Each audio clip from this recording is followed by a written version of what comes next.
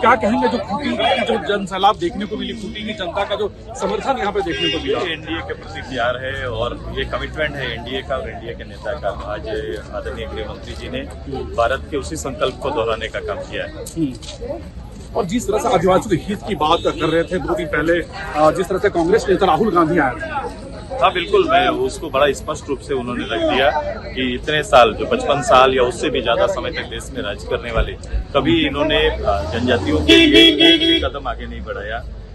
संथाल में घुसपैठ को लेकर के उन्हें जिक्र किया, कल भी निर्मला सीतारमण जी को लेकर रिपोर्ट्स आ रहे हैं, लगातार आ रहे हैं, मीडिया में भी आते रहे हैं।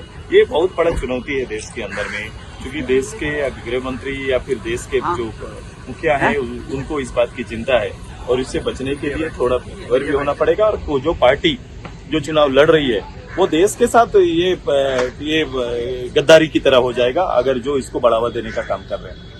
ये आदिवासी लड़कियों की बात उन्होंने की, सभी तरह के जमीन सम्मान दोनों की बात हो रही है, जमीन सम्मान दोनों की बात हो रही है। आप जाओ और ये डेमोग्राफी में अगर चेंज आ रहा है, कहीं न कहीं बातें चल रही है, मीडिया ने इसका आंकड़ा तैयार किया है।